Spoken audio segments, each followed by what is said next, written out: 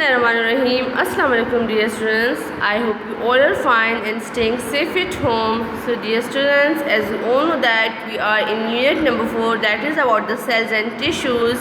So dear students, in previous lectures you have done with the organelles and about the nucleus. So today the topic which we are going to start is that about the surface area to volume ratio. But dear students, before starting the lecture, let me tell you about the area and volume. So dears, area is basically the space occupied by two-dimensional objects. For example, two-dimension means in which we can see the x and y axis of that object. For example, in this diagram, if you are seeing the x and y axis, then it will be the surface area of that object. For example, this and this will be the surface area, while the volume is the space occupied by three-dimensional axis. For example, x, y and that z axis will be also covered in the volume. For example, the easiest example of that volume is, for example, if you are taking a container of 100 ml or 10 ml and you pour a water of in that 100 ml, if you pour 100 ml of water in that 100 ml container, so that 100 ml will be the volume of that container or will be the volume of the water. So dear students, the larger cells have a larger surface area, have a less surface area in relation to their volume, while the small cells have more surface area. Now dear, what does it mean by that? For example, the diagram is showing two types of cell. One is the larger cell, while in another diagram there are 27 small cells showing over here. So this is the large cells and these are the small cells. So dear students, the volume of this large cell will be high, while the volume of the small cells will be less. But the surface area of this large cell will be less, while the surface area of the small cells will be high, because the surface area and volume, they both are inversely proportional to one another. The figure shows one large cell and 27 small cells. In both cases, total volume is the same. Now, what does it mean by this? For example, now if we are saying that the volume of this large cell is also 30 micrometer into 30 micrometer into 30 micrometer. Clear? If we say about this, clear? So that is about 27,000 micrometer the volume of these cells. If we are taking the same amount of volume, but the surface area of these two types of cell will be different. So in contrast to the total volume, the total surface area are very different, because the cells has 6 sides. Its surface area is 6 times the area of one side, while the surface area of cells are as follows. For example, dears, if we are taking the surface area of one large cell, so as I have told you that surface area is the area covered by a two-dimensional object. So we will take only the two sides, the exposed surface of that cell. So we will multiply the 30th micrometer into 30th micrometer 2 times, because it is a two-dimensional object, and we all know that a cell have 6 different sides. It has 6 different sides, and all these sides will be multiplied with that 30 into 30th micrometer. So the total surface area of that large cell will be 5400 micrometer square, because the micrometer multiplied by micrometer will become square, and 30th multiplied by 30th. First we will multiply this 30 into 30th, then we will multiply the answer of these two with the 6. So the answer will be 5400 micrometer square. So if we are going to multiply, or we are going to find out the surface area of one small cell, so we know that the cell have 6 sides. And the surface area of that small cell will be 10 micrometer. Clear? Of that one side, for example, as you can see here in this picture, of that small cell, the surface area at 10 micrometer, and the another side will also be at 10 micrometer. Clear? So we will multiply this 10 into 10, मतलब 20 micrometer square हमारे पास आएगा. So if we multiply this 20 with the 6, so the answer will be the 100 with the 6. 10 multiplied by 10 will be 100. So if we multiply the 100 with the 6, so the answer will be 600 micrometer square. So now the surface area of that small cell is 600 micrometer square, but we have a 27 small cells. So now we will multiply this 600 micrometer square with the 27, because we have to find out the surface area of all the 27 cells. So all the 27 cell surface area will be 16,200 micrometer square, because we will multiply the surface area of a single cell with the 27, because we have 27 small cells. So the answer will be 16,200 micrometer square. So the surface area of that single small cell will be 5,400. But the surface area of all these 27 cells will be 16,200 micrometer square. So dears, the need of nutrients and rate of waste production are directly proportional to the cell volume. Now dears, what does it mean by that? This means that the larger the cells, the larger will be the nutrients needed for that cell, and the larger will be the waste products formed by that cell, because the larger it absorbs, so the larger waste will be produced. So the cell takes up nutrients and excrete waste through its surface cell membrane. That is a very simple thing, dears. So a large volume cell demands large surface area. So if the volume of that cell is larger, so it will also demand a larger surface area to absorb and to excrete their waste products. For example, if a bacteria, if you are taking an example of a simple cell, okay, so this volume of that cell is larger, so it will need a larger surface area to absorb more, to excrete more. So but a larger cell has a much smaller surface area relative to its volume than smaller cell. But the thing is that the surface area and volume, they both are inversely proportional. If the volume of the cell increases, so the surface area will decreases, and if the surface area increases, so the volume will be decreased. So the cell membrane of small cells can serve their small volume more easily than the membrane of the large cell. Because of that inverse relation, the smaller cells will more easily serve their membrane to the as compared to the large cell. Clear, dears? So each unit of volume of cell requires a specific amount of surface area to supply raw material for its metabolism. Each unit of volume of cell requires a specific amount of surface area to supply raw materials for its metabolism. Dear, metabolism is simply the phenomena, as I have told you in the previous lecture, that metabolism is all the processes which are occurring in our body. For example, the breakdown of bonds or for example the process of respiration is occurring in our body, the process of all the processes which are occurring in our body, the breakdown and the formation of bonds which are continuously occurring in our body, that is simply the phenomena of metabolism. So each cell requires a specific surface area to supply raw materials, because each and every cell needs the materials that they can perform their all proper activities, their proper functions like metabolism which are occurring in these cells. So these cells will require the raw materials. So for the requirement of their raw materials, they will also need a specific amount of surface area that they can absorb those raw materials. So the amount of surface area available to each unit of volume varies with the size of a cell. So as the cell grows, its surface area to volume ratio decreases. As I have told you, if the surface area is increasing, the volume will be decreasing. And as at the same point in its growth, its surface area to volume becomes so small that its surface area is too small to supply its raw material to its volume.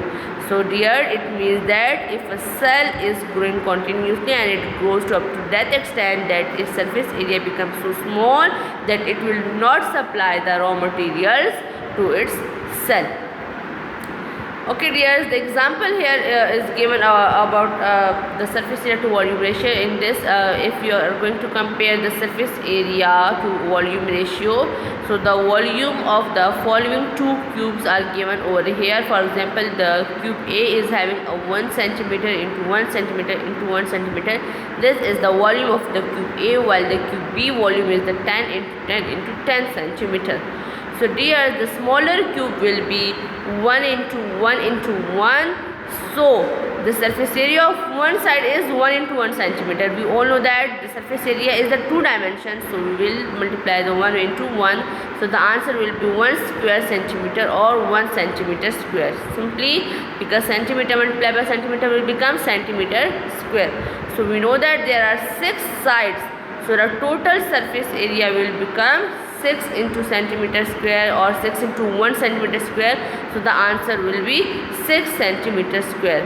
So now if we are taking the example of that small cube, the volume of that small cube, so the volume is equal to 1 into 1 into 1, which is equal to 1 cubic centimeter, because centimeter into centimeter, centimeter square, so the multiply by centimeter again, so there are 3 centimeters, so it will become centimeter cube or cubic centimeter. So the surface area to volume ratio of that small cube will be, for example, the formula is surface area divided by volume. The surface area is 6 centimeter square because there are 6 sides, and we have a surface area of one side, that is the 1 centimeter square. So of 6 sides there are 6 centimeter square. So the total surface area of that small cube is 6 centimeter square divided by its volume, which is 1 centimeter cube. So 6 divided by 1 is equal to 6 centimeter square divided by centimeter cube, because 6 divided by 1 remains the 6, and that centimeter square divided by centimeter cube will remain. So or we can also say that that is also can be written in the form of that 6 square centimeter of surface area for each cubic centimeter of volume. So larger the volume, smaller will be the surface area, and smaller the surface area will have be the larger volume. The next cube is the larger cube, which size is about 10 centimeter, as you can clearly see it in this picture. So its size is about 10 centimeter into 10 centimeter into 10 centimeter. So the surface area of one side is to 10 into 10. If you multiply the 10 into 10, that will be 100 centimeter square or 100 square centimeter. You can write in both form. So we know that there are 6 sides of a single cell or of a single cube. So we will multiply this 6 with the 100, and that will become 600 centimeter square. So now coming towards the volume of that larger cube, the volume will be 10 into 10 into 10, which will become 1000 cubic centimeter or 1000 centimeter cube. Now we are applying the formula to this, the surface area divided by volume. So we have the surface area 600 centimeter square, while the volume is 1000 centimeter square. So if we divide the 600 centimeter square divided by 1000 centimeters cube, so the answer will be 0.6 centimeter square, or you can also write it in the form of 0.6 square centimeter of surface area for each cubic. Now you can clearly understand from this example dear that the larger the cube, smaller will be the ratio. सो अगर इसका volume dear हमारे पास ज़्यादा भी था, लेकिन उसका answer फिर भी हमारे पास स्मॉल आया है, तो इस एग्जांपल से आपको बड़ा क्लियरली समझ आ गया होगा डियर कि जितना हमारे पास वॉल्यूम बड़ा होता है उतना हमारे पास उसका सरफेस एरिया स्मॉल होता जाता है. Now dear coming towards the next example, that is the activity. So compare the surface area and volume of large and small cubes with given dimension. So that is very easy. That is the 1 into 1 into 1, 2 into 2 into 2. So the smallest cube is 1 into 1 into 1. The surface area is 1 square centimeter, and there are again 6 sides of a cell. So we'll multiply that 6 with that 1 centimeter square. The answer will be 6 centimeter square. And if we are going to find out its volume, so we will multiply 3 times with one another, and we will be having a 1 centimeter cube answer. Now applying it into the ratio form, surface area to volume. So that will be again 6 divided by 1, and the answer will be 6 centimeter square. Same is the case with the another one dears. So in this we are having a size of 2 centimeter. So first we will find out the surface area, which is about 2 into 2. So the answer will be 4 centimeter square. The surface area of that larger will be 4 centimeter square. So there are 6 sides. We will multiply the 6 with the 4, and the answer will be 24 centimeter square. Now coming towards its volume dears, the volume will be, dears, 2 into 2 into 2. 2 2 2 is 4, 4 2 is 8. 2 2 is 4 and 4 2 is 8. So the answer will be 8. Now how this centimeter cube came? That is centimeter into centimeter into centimeter. So these 3 centimeter multiplied with one another will form the centimeter cube. Now applying it to the formula, that is the same surface area to volume, 24 divided by 8, or you can say in ratio, if you are going to write it in the ratio form, dears, that is 24 in ratio 8. So 8 ones are 8, 8 threes are 24. So the answer will be 3 centimeters square or 3 square centimeter of surface area for each cubic centimeter. Now dear, your next topic, that is about the passage of molecules into and out of the cell. So the cell membrane is a semi-permeable. We all know that the cell membrane is semi-permeable, which allows specific particles to pass through it. It controls the movement of molecules into and out of the cells. The molecules which are needed to the cell will be allowed to pass through that membrane, while those who are not allowed, who are not needed or who are harmful, they will not be allowed to enter into the cell. In this way, it maintains the equilibrium inside the cell as well as outside. So the movement of materials in and out of the cell through diffusion, facilitated diffusion, osmosis, filtration, active transport, endocytosis and exocytosis. These are basically the processes through which we can clearly understand this phenomenon. So dears, that is a simple diagram of a cell membrane. So outside of the cell, and that which is about outside of the cell and the inside of a cell. So if the molecules are entering into the cell, so they will not require any energy. But if the molecules or if the molecules are present in the cell and they are going to excrete out from the cell, so they will require the energy to pass out from that membrane. So the topic which we are going to start today, that is about the transport. So the movement of substances from one part to another within the body of living thing is called the transport. And there are different types of transport. We have basically two types, that is the active and passive transport. So first we will study about the active and passive transport. Active transport is basically the movement of molecules from the lower concentration to the higher concentration with the use of energy. That is known as the active transport. So here you can clearly understand it from their word that it is the active transport. So it means that it will require the energy to transport the materials from the lower concentration to the higher concentration. While in passive transport, the molecules will move from the higher to lower concentration, so they will not need any kind of energy for this kind of transport. For example, देखना dear, अगर आपके घर में टैंकी है वो सबसे top floor पर है, तो अगर आप वो जो आप वहाँ पे आपने पानी स्टोर किया हुआ है, क्लियर, आप नीचे नलका खोलते हैं, वो पानी खुद ब खुद नहीं जाता है, उसके लिए हमें कोई मशीन नहीं लगानी पड़ती, कोई भी उसको हमें एनर्जी नहीं देनी पड़ती. बट अगर आपको वो टैंकी भरनी है तो उसके लिए आपको प्रॉपर मशीन लगानी पड़ेगी नीचे ज़मीन से, ताकि वो इस कंसंट्रेशन से ऊपर आपके जो है टैंकी तक जाए. तो फ्रॉम लोअर टू हायर, तो नीचे से ऊपर जाने के लिए उसको क्या चाहिए होगा, एनर्जी चाहिए होगी. So dear students, that is end for your today's topic. So inshallah we will continue our lecture in the next class. So I hope there will be no problem, dears, in regarding the surface area to volume ratio. Thank you so much, dears.